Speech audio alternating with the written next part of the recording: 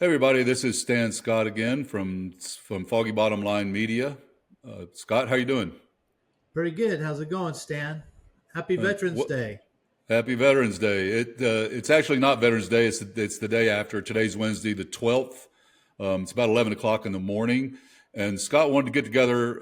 We both celebrated Veterans Day yesterday, and we wanted to talk a little bit about our experience in the Army and how about Veterans Day and how we think it ought to be celebrated. So, Scott, you want to kick it off? Sure, sure.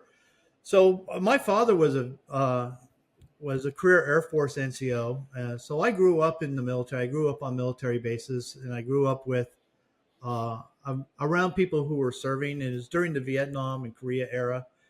Uh, and I always kind of grew up with an expectation uh, on me that somehow I would serve. My time would come uh, to serve.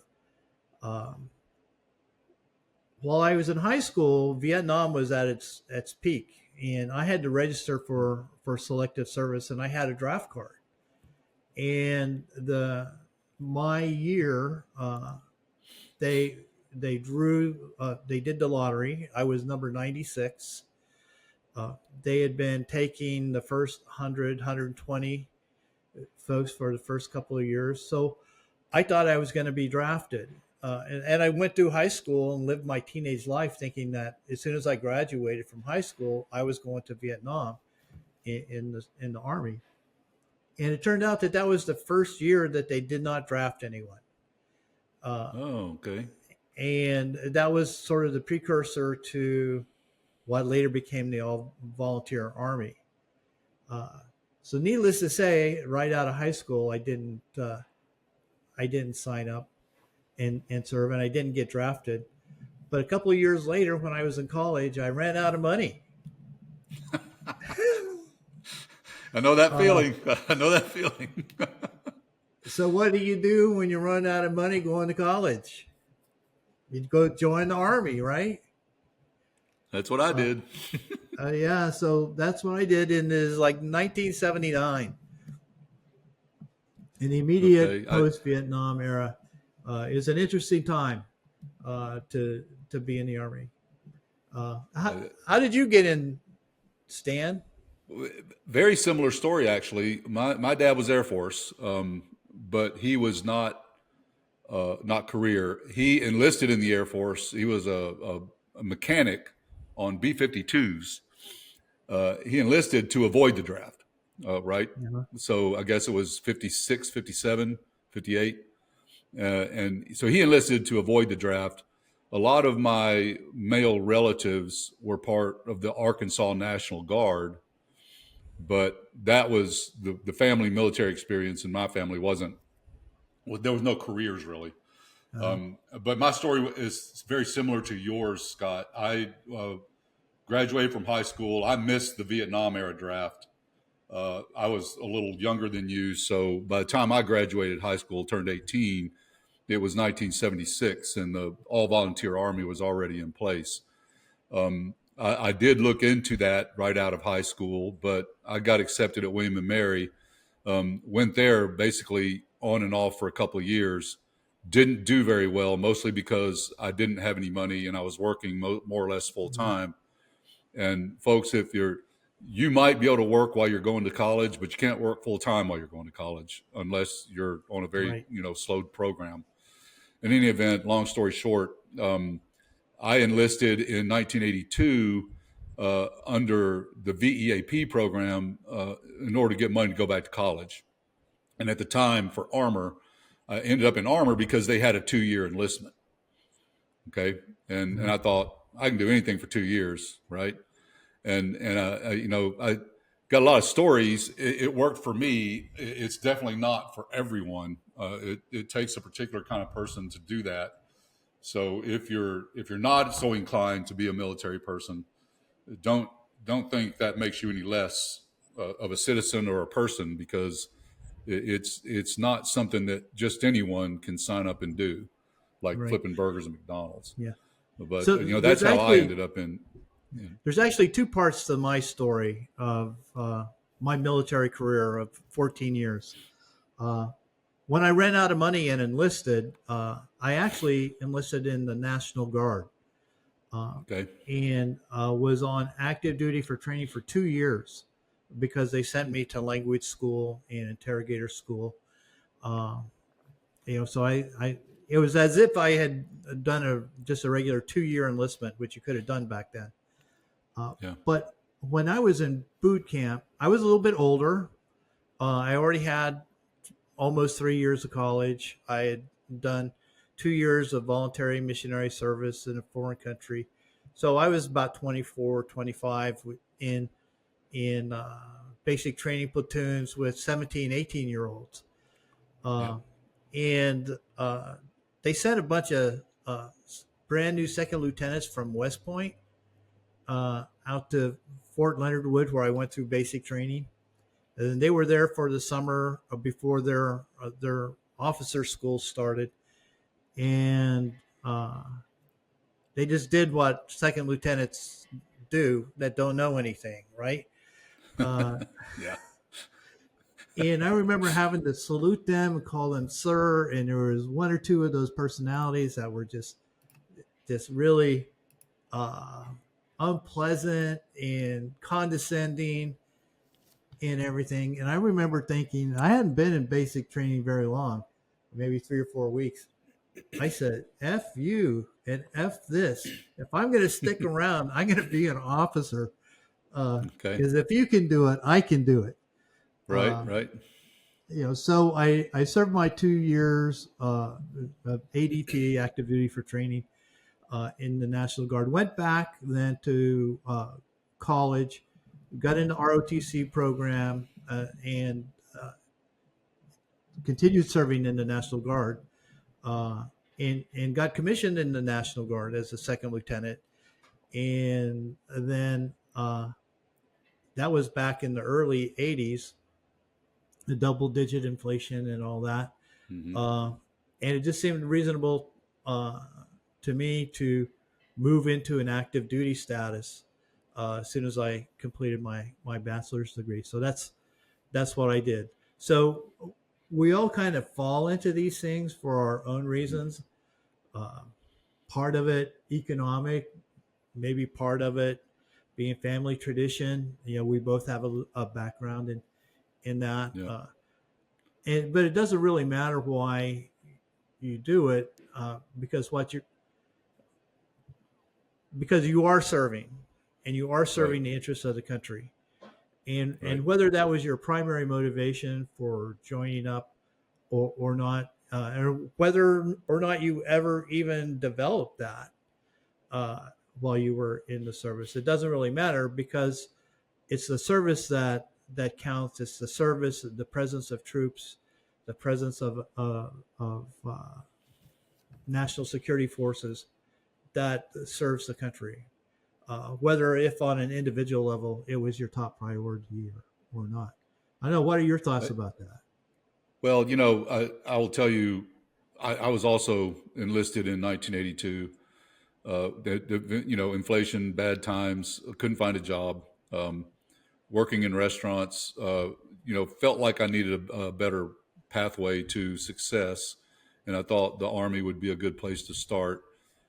Interesting story. The first time I tried to enlist, I did well on what they called the language aptitude battery, Uh huh. and they told me I qualified to go to language school, the language Uh school huh. you went to in Monterey, right? Which I was interested Right. in doing. I was studying Russian at the time at William and Mary.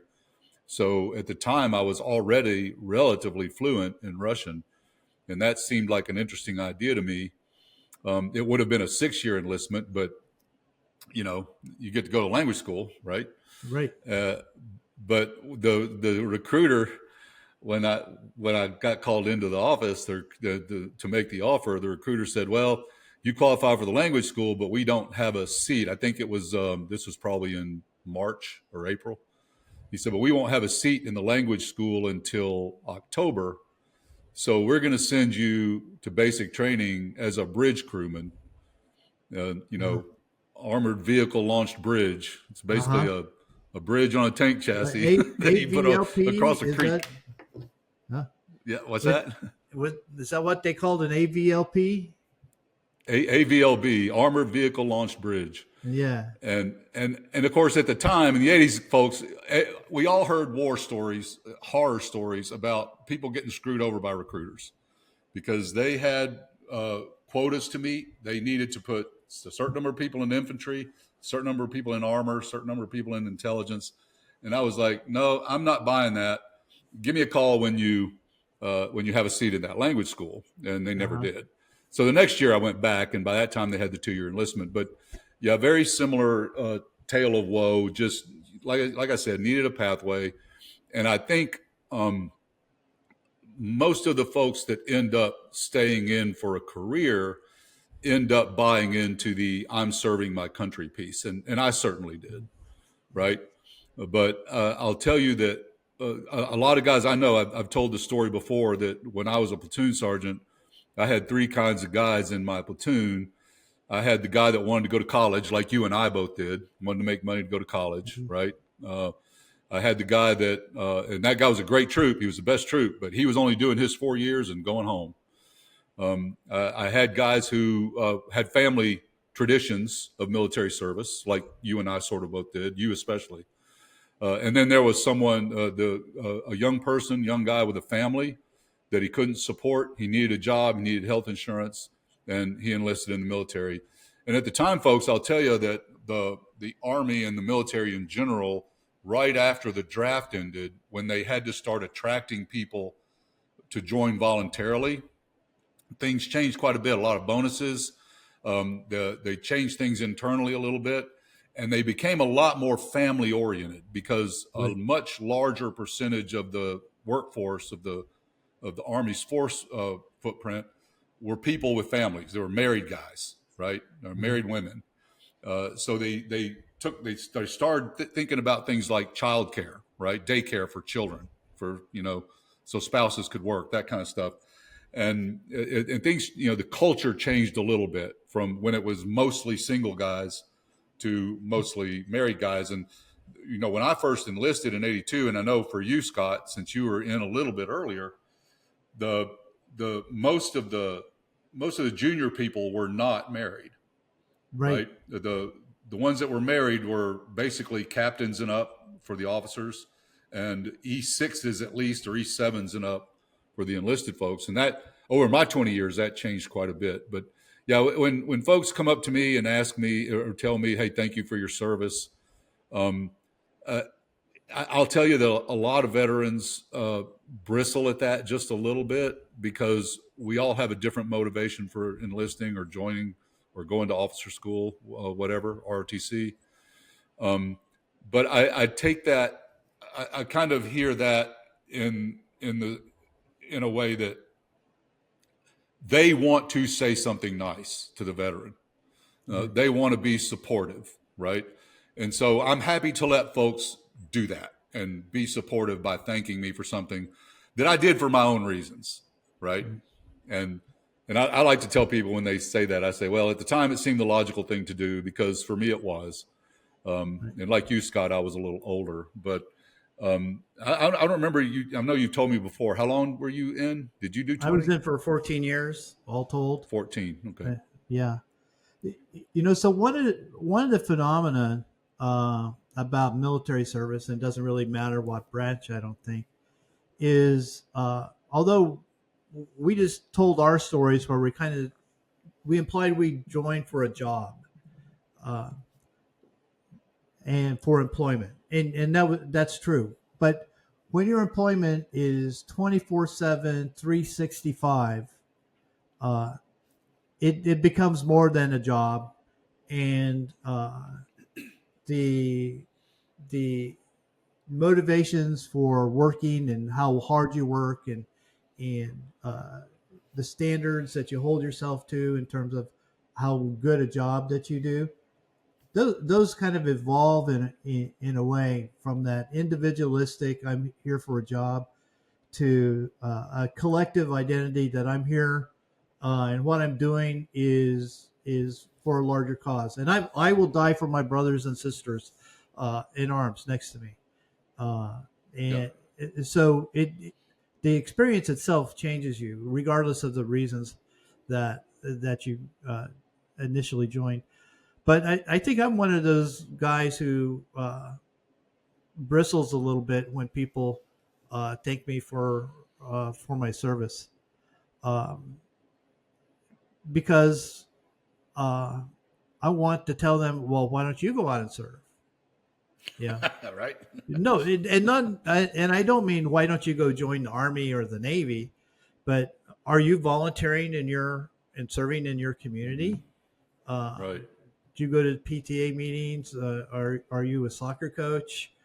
Are you a Boy Scout leader? Or are you a free rider? Uh, just Right. letting other people do the work. And I Yeah. really think that anyone who uh, likes to thank veterans for their service, please continue to do it. But ask yourself, what am I doing to serve my community, Right. to make my country, my community, my state, whatever, a better place?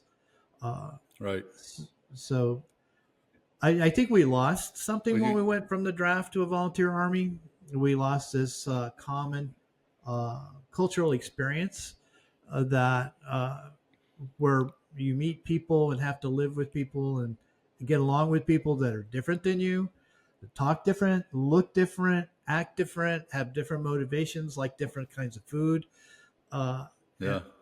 and that I think that's part of what made America great immediately after World War II and those boom decades of 50s and 60s is uh, Americans had so much of a common experience together that they had never had before. Right. And, Yeah. and we're losing that, have lost that. Uh, I think maybe sometime we can talk about national service and the draft and how that might be a solution to our current problems. But I just Well, and wanted to. there's a yeah, I agree with you, Scott. I think there's a broader discussion to be had about um, that certainly military service was for the longest time a very broad shared experience among Americans, especially American males. You talk about people from different backgrounds. When I got to basic training, that was the first time I ran into someone who put sugar on grits, which to me was just not something you do. It's a savory Growing up, dish, I not a mean, you sweet put dish. salt and Yeah, pepper and butter on grits. You don't yeah, put sugar on grits. That's not dessert. It's breakfast. um, but and I will also say real quick that you hear stories about how basic training is about breaking you down and then building you up as a kind of a different person, and that's absolutely true. And I can tell you stories from my basic training experience, but there's a couple of things it did for me as a person. First of all, what you talked about, Scott, a minute ago about dying for your brothers in arms and getting away from that. It's just about me to it's about the unit. It's about the Army. It's about this collective mission we all have, yeah. The mission, right? And you, if you don't buy into that during basic training, you won't do well in the military. But it also taught me that I was far more capable, especially physically capable, than I thought I was going into it. right? Right. I learned that I could do things. I could climb walls. I could swim further. I could run further. I could lift heavier objects than I ever expected to do before that. So it definitely changed me as a person and for the better. That's Right. not true for everyone, And but those for me it was. changes that we all went through are mental and intellectual as well as physical, Right. because we're able to accomplish more intellectually, intelligence wise, understanding wise. Uh, and, it's a military service is always it's a sacrifice, it's a challenge, it's not an easy thing. And there are a lot of days that you go, why the heck am I doing this? Why, What am I doing here? yeah, why aren't I a plumber or a ditch digger? Because you end up That doing wouldn't those be so things in the bad. army anyway, right? Well, Uh, uh, but it, it it does fundamentally change you regardless why you went in. So no, that absolutely. circling Yeah. back around to uh, why I've been uncomfortable with people uh, thanking me for service is now I kind of lost my thought. It was like it was what I was doing. It wasn't a conscious effort or act. It was part of who I was, uh, and part of who I am. I still am that person, and I know Well, you are yeah, as well, yeah, Stan. Um, yeah. Well, and I think a part of the discomfort comes from the part where uh, I was doing what was best for me at the time, the best I could figure it out, right? As a person, it worked out very well for me, and I think there's a broader. Before I forget, I want to mention this because we might want to circle back to this on a different podcast, but a different episode. But I think that shared experience thing, I think we're losing that in a lot of ways. We don't all watch the same TV shows anymore, right? And talk about Seinfeld around the water cooler. So we don't all go to the same bowling alley on Saturday night for the bowling league or the softball league or whatever as much as we used to. And I think that's changed. I'm not saying that's a good change or a bad change, but it's definitely a change. But I think the military service component to this is very important because you learn a lot about self-sacrifice, right? And you learn a lot about uh, how important it is to support people who need your support. And you learn that when you do that, it'll come back around eventually, right? Your right, turn will come. We used right, to have a saying, what goes around comes around, right? right. And Yeah. and what goes So around good comes around. What goes around bad also comes around. Some people call it it comes karma, around. right? Right, right. So you Yep. use the word learn, that we learn these things. Well, I think the word learning in the military means something, in a military context, military experience is something very different than in a civilian context. In a civilian context, when you learn something, it's up here. Uh, but in the military, when you learn something, you're doing it. You've done it. That's how you learn. It becomes part of you, not some mental exercise or some concept that you have in your head, something abstract. Yeah. It's very concrete and it's real because you just did it. That's how you learn Right. in a military experience.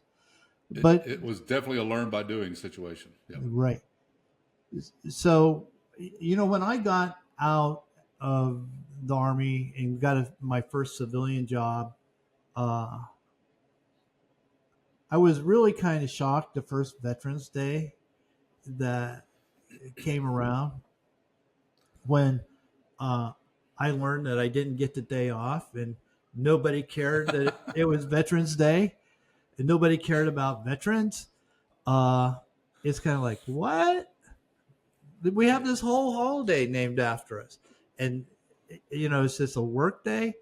And just the attitude, the apathy on the part of the public was very disappointing. Now, I will caveat this by saying this was pre 2001, pre 9/11. Hmm. Yeah. Not too much pre 9/11, but a good 5-6 years ahead of that.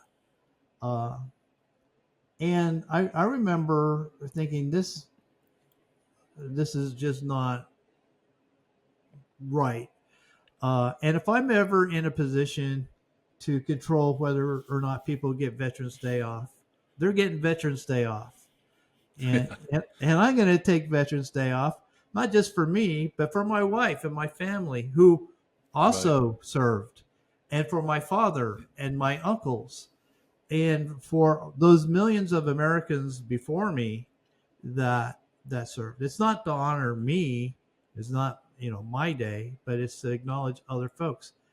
Uh, so I kind of made it one of my missions to propagate observance of Veterans Day. And I was in elections for 30 years, Mm-hmm. and Veterans Day always comes right after the general election. Yeah. And in most of the places that I worked, it was in the middle of the canvassing period, which is even busier than pre-election. Right. When you're Yeah. trying to get everything done.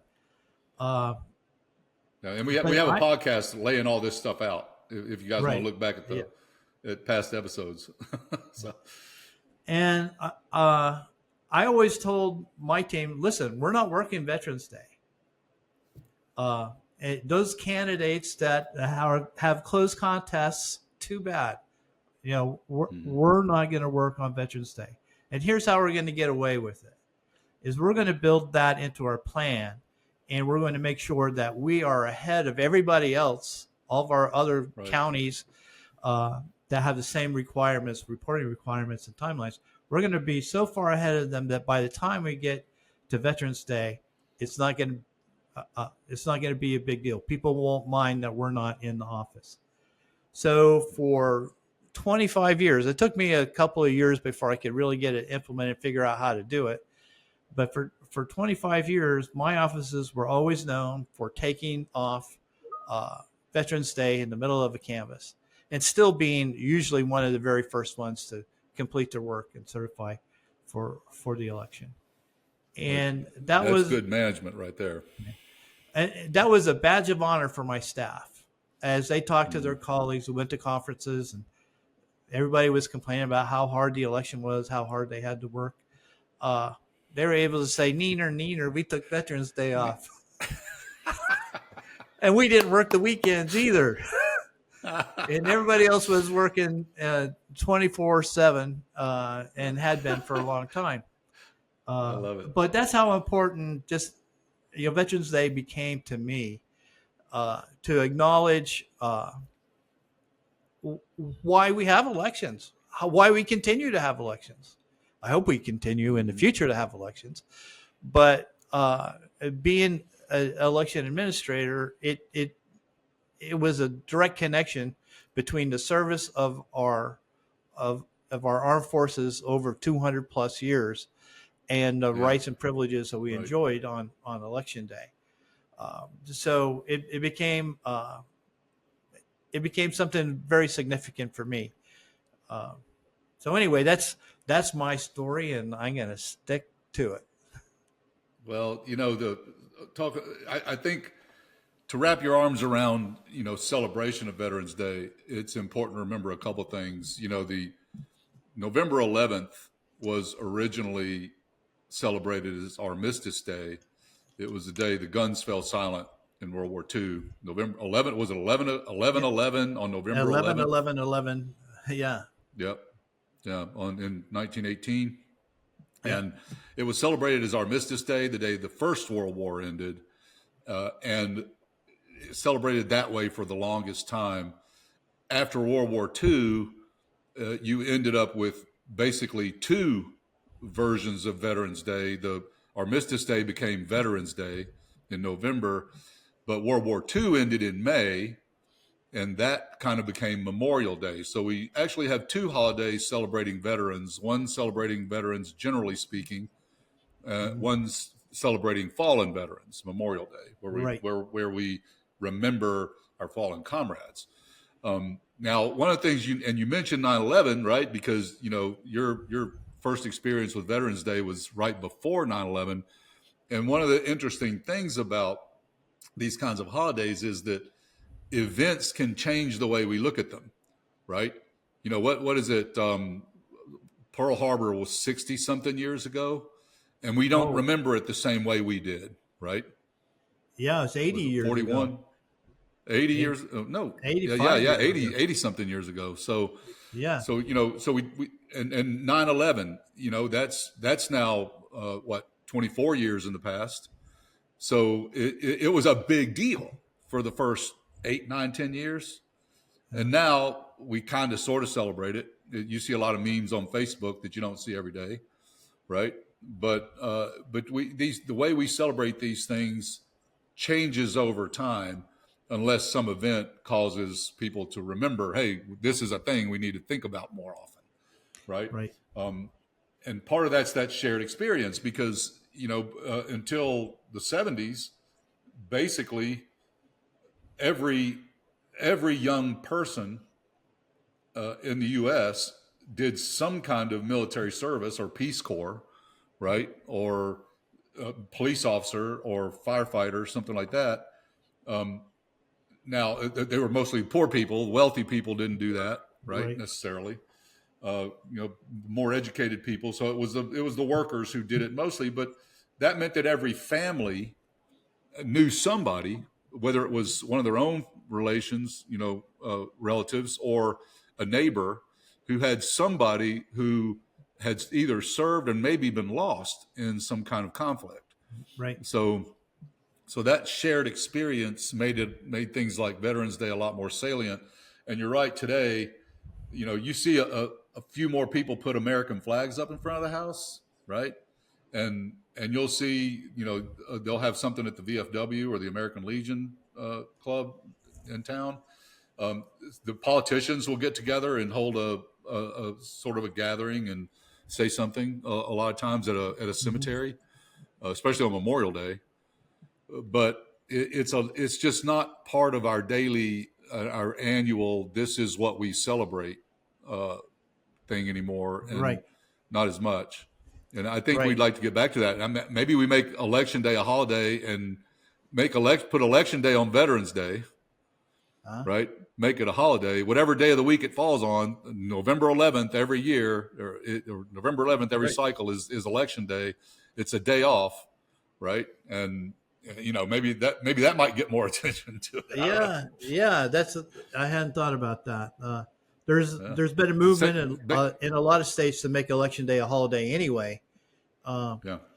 but I think we would still have Veterans Day sales and discounts and freebies and all the things that we have going on right now.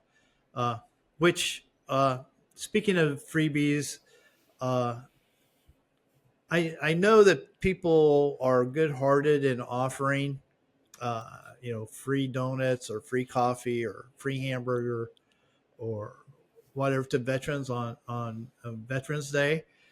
Uh, but then the other 364 days of the year, they don't think about veterans at all. Uh, and That's a point. military service, regardless, almost regardless of which branch, what period of time, and what theaters you served in, or what MOSs or specialties you had, military service takes a toll, a physical, emotional, and mental toll on uh, on those who serve. And a lot of veterans, especially those who served for a long time or served in combat, uh, they get out when they're a civilian. They're kind of broken. Uh, Yeah. some ways visibly, in some ways not so visible. Um, and we we have the Veterans Administration, and we give kind of lip service to caring for our veterans. But and I'm grateful for all the support that I get as a veteran. Um, but it's kind of like the country and our community gives us what they want to give us rather than give us Mhm. what we need. And they don't really care what we think we need. They're just going to give us whatever they want to give us at all and call it good. So without sounding ungrateful for uh, any of the veterans programs or anything, it would really be nice, in my view, if uh, we thought about veterans and their needs more year round, and if the services and things that were offered to veterans were actually needs based Mhm. rather than convenience based by the giver. So anyway, that's my little Well, soapbox. there's a point. I mentioned this to you before, but my old man used to have a saying: if someone walks up to you and hands you money, say thank you and take it. Um, so if Applebee's wants to walk up to me and hand me a free cheeseburger, I'm going to say thank you and take it. But I think you have a very strong point there that I didn't need the free cheeseburger, and the group of friends of mine that sat around that table and ate the free food, most of us didn't need it, but somewhat more than half of homeless people in the U.S. are veterans. Some crazy number like that. Veterans commit suicide at a higher rate than anyone else. Yeah. Um, I feel the physical toll on my body from my military service. I mean, I'm in fairly good shape because I ingrained those habits of maintaining physical fitness. But I already also have, you know, osteoarthritis and other conditions that I wouldn't have, might not have, or at least not as badly if I had never been jumping up and down on tanks and lifting the ammunition and all the stuff I had to Mhm. do. I mean, the the hydraulic fluid in that tank is very toxic. So Right. if a seal breaks and you get it all over your legs, that can cause issues later. And I never, I mean, I went to Bosnia, and I'll tell you, Scott, I saw some things in Bosnia that messed with my head. You know, I mean, that was Yeah. an interesting example of man's inhumanity to man.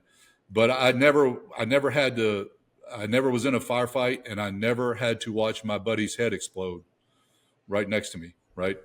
And that will mess your head up. And I would use a stronger word, but Yeah.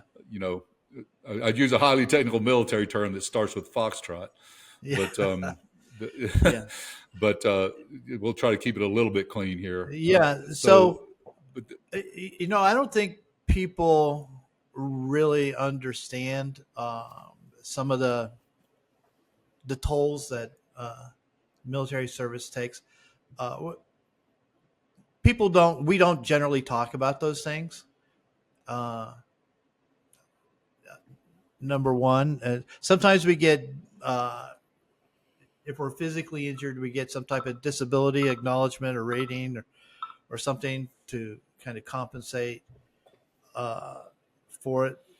But I would like people just to consider the fact that anyone that they know who's a veteran is dealing with consequences, physical, mental, emotional, from that service, and you'll never see it. You don't necessarily need to know what it is, uh, but you need to understand that they didn't take a bullet, they didn't die, but they paid a price, uh, and that's the type of acknowledgement that I think right, veterans uh, will always appreciate.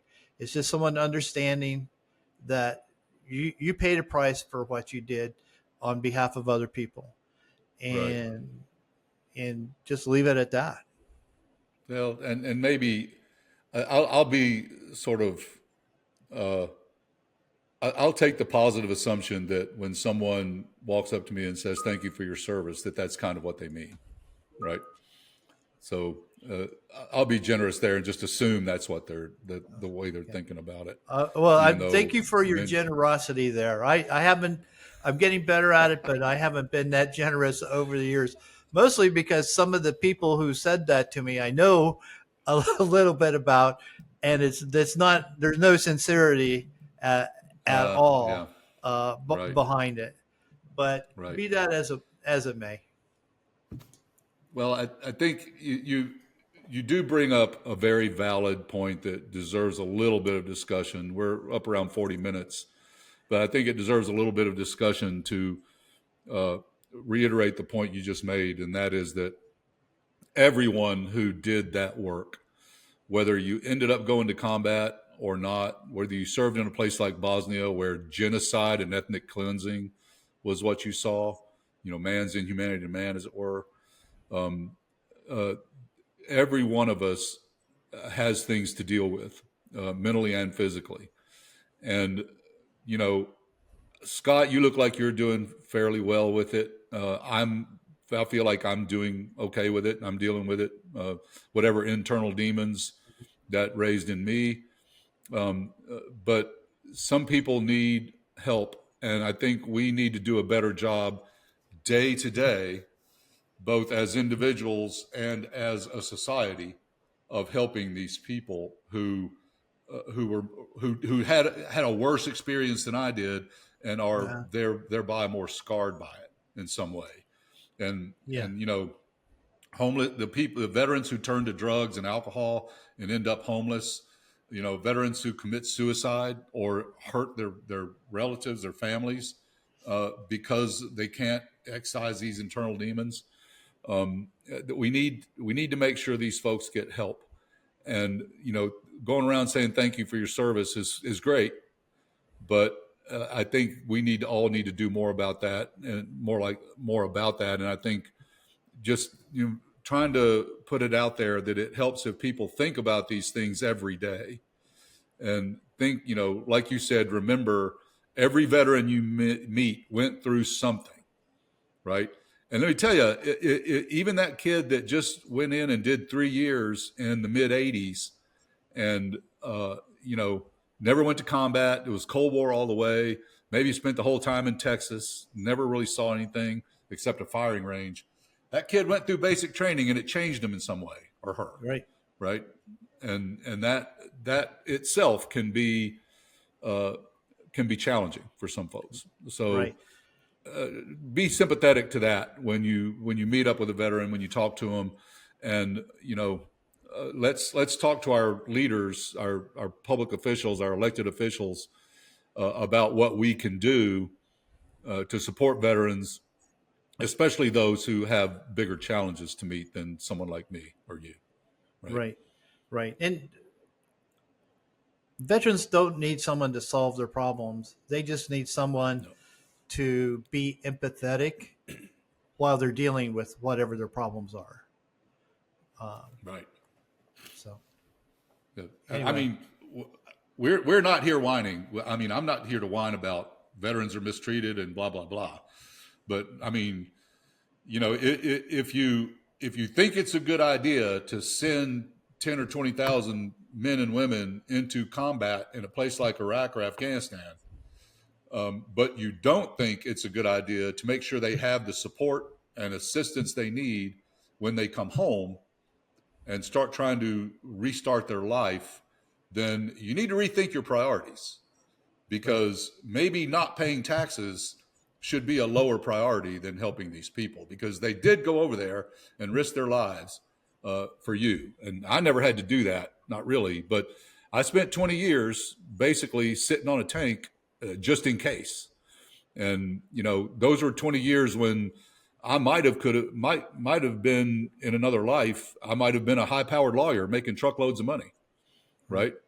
But I was sitting there on a tank defending, the U.S. and Germany from the Soviet hordes, and making basically $25,000 a year the whole time. Yeah. So it's there's trade offs. I'm proud of my service. I think I did something good for the country and for myself at the same time. Scott, I know you are too, and we just need to hold that pride for all veterans and be sympathetic to them when they don't appear to be coping with some things as well as some of us think we Right. can or do. Right. Yeah. So I want to reiterate what you said, Stan. Is we're not whining. Uh, we're sharing some insights and some information that is probably not widely known or widely appreciated, and that's really consistent with everything we've tried to do in our podcasts and in our discussions. Is to identify things that you should be taking into consideration. Uh, things, uh, uh, data points that are important, uh, without necessarily prescribing what the answer is, but just raising awareness and understanding of things that may not be really obvious.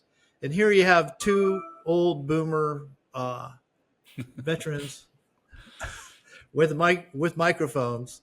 Yeah. So this is what you're getting today is just some appreciations for uh, those who with whom we serve, those who preceded us in service, and those who have followed behind us in service, and cheering them on and asking the public uh, to keep them in mind, maybe a little bit more frequently than what they currently do. Yeah, I think good, well put there, Scott. And our part of our mission here with Foggy Bottom Line and these podcasts and our other content is to try to get folks to think, right? Like you said, Scott, think about different things we need to consider as we go about our daily lives, as we work on politics or economics, other silly things. What's really important, and I think the veterans deserve our sympathy and our support, but I think it's also important to remember that there's a lot of other people out there who uh, need help and support, and Right. we need to work together. I think veterans have a special place, or should have a special place, in all our consciousness because of the sacrifices veterans make and made, the sacrifices their families make and made, missed birthdays, missed first walk of the baby's first steps, the missed Christmases, the missed weddings, all of these things. The missing. When a grandparent passed away and you couldn't be there by the bedside at the end, when some beloved relative passed. All of those things are sacrifices veterans make, but there's a lot of other people out there that are hurting. And I think as a society, we need to try to be more empathetic about others around us, and consider their needs as we go about our daily lives, Uh, and that's why make we're decisions liberals, about Stan. where we spend money. Oh, Uh, well, yeah. because we That care does seem about to other be something people. missing. Yeah. So anyway, proud to be a liberal. Yeah, maybe, and a liberal veteran. I think we're at 45 minutes ish. So I guess that's a good